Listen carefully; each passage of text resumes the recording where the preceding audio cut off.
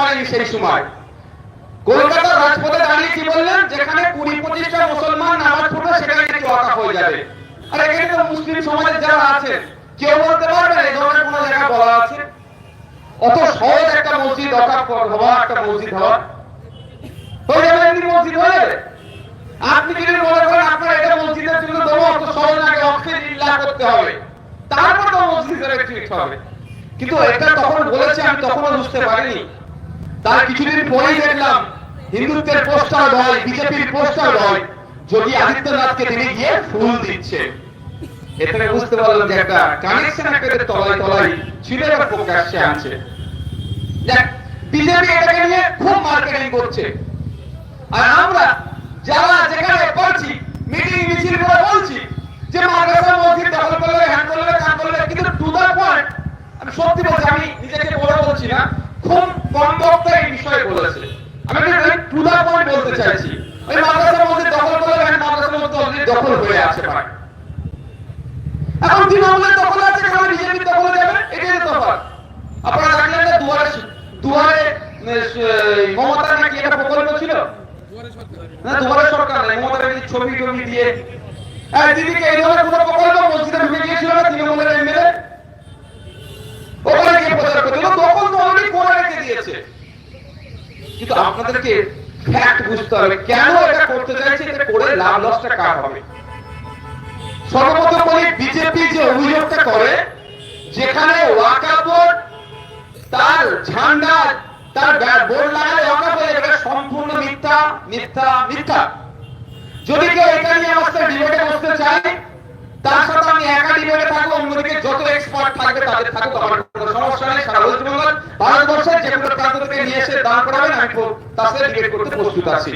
তবে ল্যাঙ্গুয়েজের প্রবলেম হতে পারে, যেমন এখানে পেছনে কেরালের লোক আছে, এদের ভাষার যদি কথা বলা আমার পক্ষে ভাই সম্ভব হবে না ডিবেট করা। আমি আমার বাংলা, আমার মাতৃভাষায় ডিবেট করব। সম্পূর্ণ অভিযোগ, মিথ্যা অভিযোগ দিয়ে হিন্দু মুসলমানের মধ্যে, ভালো আছে, সম্পূর্ণ মিথ্যা অভিযোগ তুলে হিন্দু মুসলমানের মধ্যে একটা মতনৈক্য, মত পার্থক্য তৈরি করে, হিংসার বাতাবরণ তৈরি করে, ক্ষমতার মসনদে কেউ টিকে থাকতে চাইছে, কেউ আসতে চাইছে, এর বাইরে কিছুই নয়। আর্টিকেল সেকশন 40 কে হয়তো বলতে পারে, আমি দায়িত্ব নিয়ে বলছি, সেকশন 40 তে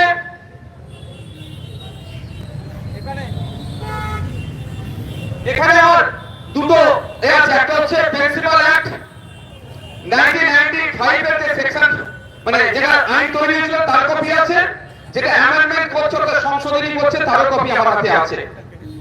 তো এখানে সংশোধনী ভাবে বলছে সেকশন 40 তে, হ্যাঁ আচ্ছা আচ্ছা আচ্ছা, সব ভালো থাকে। এই রাস্তাটা ক্লিয়ার করো, রাস্তাটা জ্যাম হয় ভাই, দরকার এদিকে চলে আসুন। রাস্তা জ্যাম করে দেখাতে হবে না যে প্রচুর লোক হয়ে গেছে, ওই কাজ করতে হবে না ভাই। তো সেকশন 40 তে এই ধরনের কোনো কথা বলা নাই, যেটাকে ওরা সরাসরি তুলে দিয়ে অভিযোগ দিচ্ছে যে ওয়াকাফ বোর্ড চাইলে যে কোনো জায়গায় দখল নিতে পারবে। ওয়াকফ দুই রকম হয়, ওয়াকফ দুই রকম ভাবে, ওয়াকফে আওলাদ, ছেলে জেনারেশন ওয়াইজ ভোট করবে, ওয়াকফে লিল্লাহ আল্লাহর নামে হবে। আল্লাহর নামে ম্যাক্সিমাম কোনটা হয়, মাদ্রাসা মসজিদ ঈদগাহ এইগুলো হয়, আর ওয়াকফে লিল্লাহ হয় জেনারেশনে। ওয়াকফে লিল্লাহটা আমরা সবাই জানি, ওয়াকফে আওলাদটা বললে যারা নন মুসলিম হয় তাদের সুবিধা হবে। ওয়াকফে আওলাদটা কি?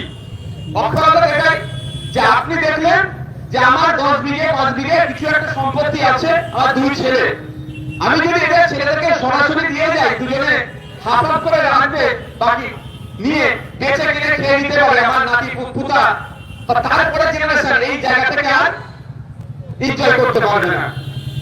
সেই জন্য কি হয়, ওয়াকফ বোর্ডকে বলতে হয় যে আমার এই 5 বিঘে কি আমার এই 10 বিঘে জমি আমি ওয়াকফে আওলাদ করতে চাইছি, ওয়াকফ বোর্ডকে জানাতে হবে। ওয়াকফ বোর্ড কি করবে, সার্ভে করবে, নিজে সার্ভে করতে পারবে না, সার্ভে কমিশনার তিনি সার্ভে করবে, সার্ভে কমিশনার আর জয়েন্ট কমিশনার এই ধরনের লেভেলের অফিসার সার্ভে করে রিপোর্ট ওয়াকফ বোর্ডকে দেবে। ওয়াকফ বোর্ড যদি দেখে না সত্যি কথা বলছে, এই জায়গাটা আমার ওখানে আছে, ওয়াকফ বোর্ড কিন্তু নিজে আসছে না, এটাকে ক্লিয়ার করবে। সার্ভে কমিশনার বলবে হ্যাঁ জায়গাটা এখানে আছে, এই জায়গাটা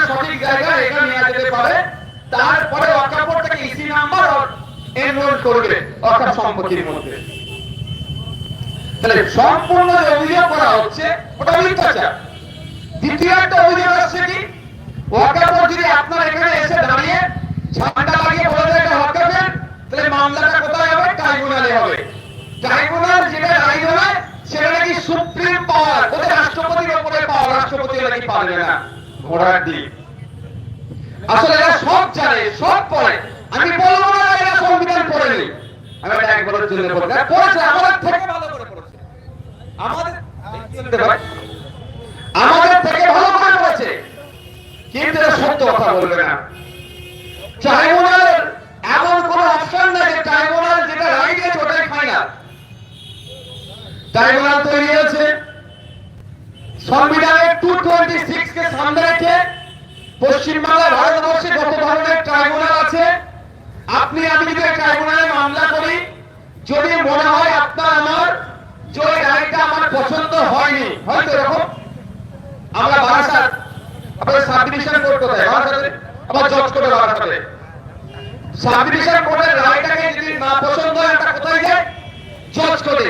জজ কোর্টটাকে যদি না পছন্দ হয় কোথায় যায়? হাইকোর্টের সিঙ্গেল বেঞ্চে। হাইকোর্টের সিঙ্গেল বেঞ্চে না পছন্দ হলে ডিভিশন বেঞ্চে। ডিভিশন বেঞ্চের রায় যদি না পছন্দ হয় তারপরে সুপ্রিম কোর্টে চলে যায়, তাই তো? তো এটা একটা ট্রাইব্যুনাল, একটা স্পিড আপ, মামলা দ্রুত শুনানির জন্য স্পেশাল করে। ল্যান্ডের জন্য আছে, আপনারা যারা চাকরি করে সেক্ষেত্রে এদের প্রায় 9-10 রকমের ট্রাইব্যুনাল আছে। এই ট্রাইব্যুনালে ওয়াকফের একটা ট্রাইব্যুনাল আছে। আর সবথেকে বড় কথা, ওয়াকফ ট্রাইব্যুনালটা সিভিল কোর্ট অফ প্রসিডিউর হিসাবে মানে যে মেইনটেইন হয়। প্রত্যেক ট্রাইব্যুনালের নিজস্ব আইন আছে, নিজস্ব তার ধারা আছে, নিজস্বতা আছে, কিন্তু ওয়াকফ ট্রাইব্যুনাল নিজস্বতা রাখেনি, সিভিল প্রসিডিউর কোড টোটালটাই ফলো করে। তার মধ্যে জোরবাই বলতে পারে অন্যান্য ট্রাইব্যুনাল স্বতন্ত্র হলো, এই ওয়াকফ ট্রাইব্যুনাল সিভিল প্রসিডিউরটাকে মেইনটেইন করে। কিন্তু এখানে সম্পূর্ণ মিথ্যাচার করা হচ্ছে। বলা হচ্ছে যে আপনার ওয়াকফ ট্রাইব্যুনাল যে রায় দেবে এখানে নাকি সুপ্রিম রায়ের উপরে হয় না, সম্পূর্ণ মিথ্যাচার। সংবিধানের আর্টিকেল 220 কে সামনে রেখে সুপ্রিম কোর্ট পর্যন্ত মামলা হতে পারে, তার আমি প্রমাণ আপনার হাতে কথা তুলে দেবো আজকে।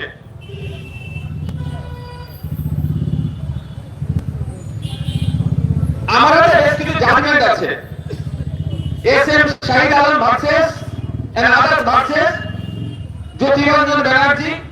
এটা আমাদের কেস নাম্বার বলতে সিও নাম্বার 1617 2013 সালের মামলা। এটা ট্রাইব্যুনাল থেকে কোথায় গিয়েছে? হাইকোর্টে গিয়েছে। আচ্ছা, এটা একটা প্রমাণ দিলাম, আমি যে কথা বললাম কথার সপক্ষে প্রমাণ দিলাম। আচ্ছা, আরেকটা মামলা আছে যেটা সুপ্রিম কোর্ট চলছে। মামলাটা state of Andhra Pradesh now state of Telangana versus Andhra Pradesh state Waqf board.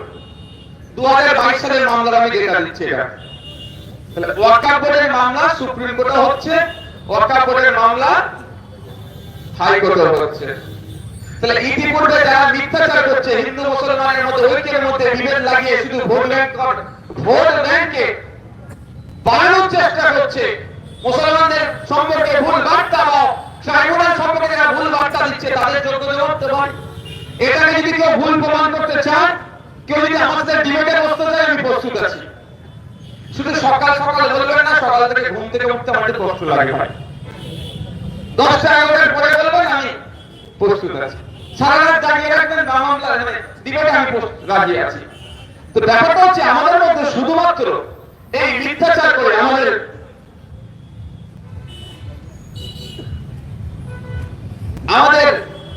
Inter community যে সমস্ত যে আমাদের ভাতৃত্ব সেটাকে নষ্ট করার চেষ্টা হচ্ছে।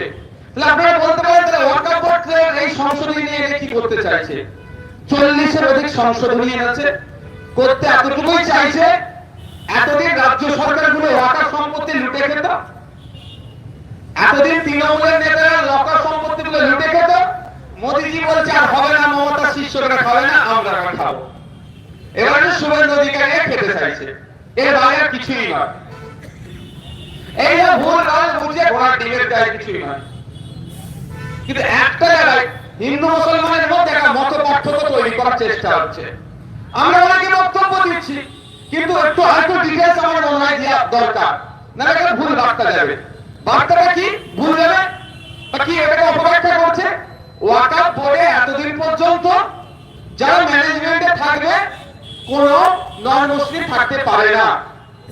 এই সংশোধনীতে মুসলিম নন মুসলিমও থাকতে পারবে তার জায়গা করে দিয়েছে। এবার এখানে যদি প্রশ্ন করে যে ভাই আপনি সেকুলার ফ্রন্ট চালান, তাহলে নন মুসলিমরা থাকলে অসুবিধা কোথায়? ভাই আমার কোনো অসুবিধা নেই, কিন্তু তার আগে আমাকে বলতে হবে মোদিজিকে শুধু ওয়াকাফের ক্ষেত্রেই হয় না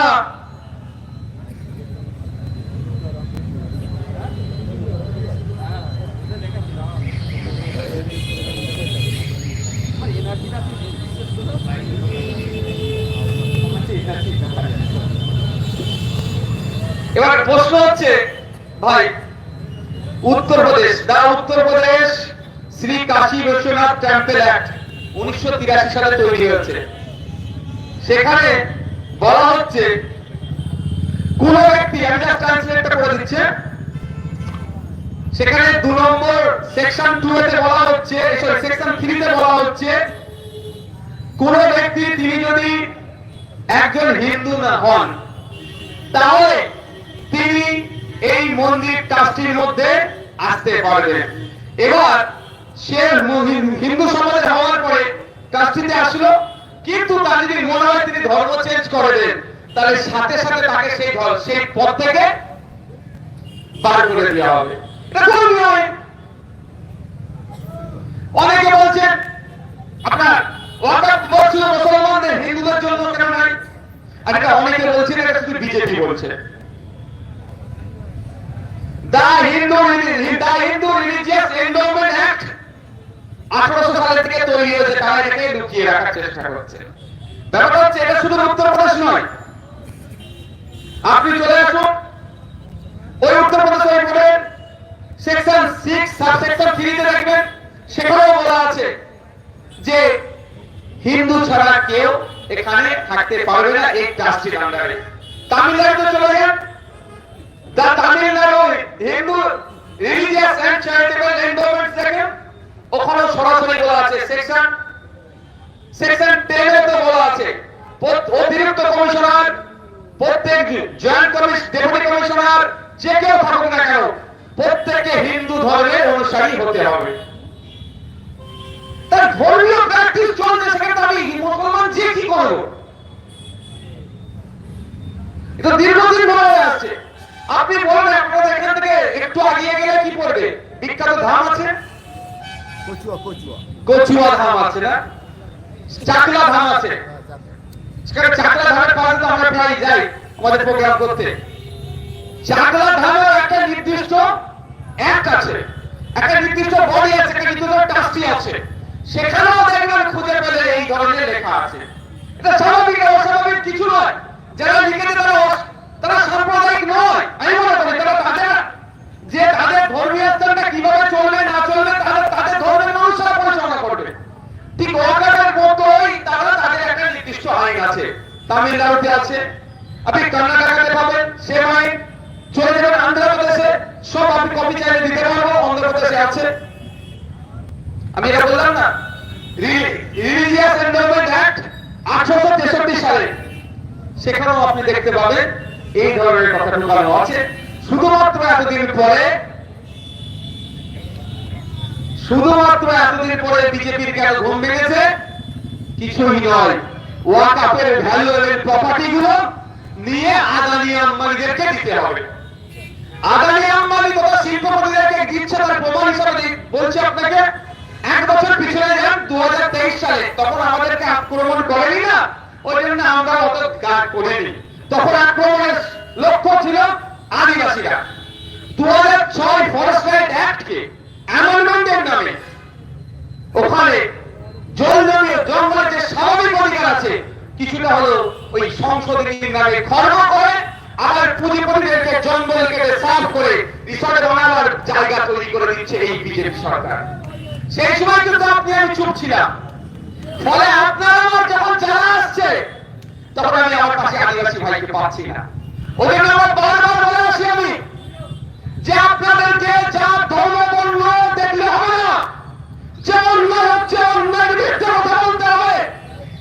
যেভাবে আমাদের বৃহত্তরকে খুন করেছে, অনেকে তার ধর্ম থেকে জাত থেকে অনেক কথা বলছে, যেভাবে আমাদের আশীর্বাদকে দর্শন করে খুন করেছে, সেই সময় জাত ধর্ম বর্ণ থেকে প্রতিভা হয়েছে। ওই জাত ধর্ম বর্ণ দেখতে দেখতে একদিন আপনার উপরে কোপ পড়বে, আপনার কাছে তখন কাউকে পাবেন না। তাই আমাদেরকে এগিয়ে আসতে হবে, আমাদেরকে ঐক্যবদ্ধ হতে হবে। 2023-এর যে আদিবাসীদের সংশোধনীর নামে আদিবাসীদের হাত থেকে জঙ্গলের অধিকার কেড়ে নিচ্ছে, সেটাকে প্রত্যাহার করতে হবে। সেই প্রত্যাহারের দাবি নিয়ে আমরা 21শে জানুয়ারি কলকাতা রাজপথে যাচ্ছি। ঠিক যেমন 21শে জানুয়ারি কলকাতা রাজপথে আমরা প্রত্যাহারের জন্য যাচ্ছি। আপনাকে আমাকে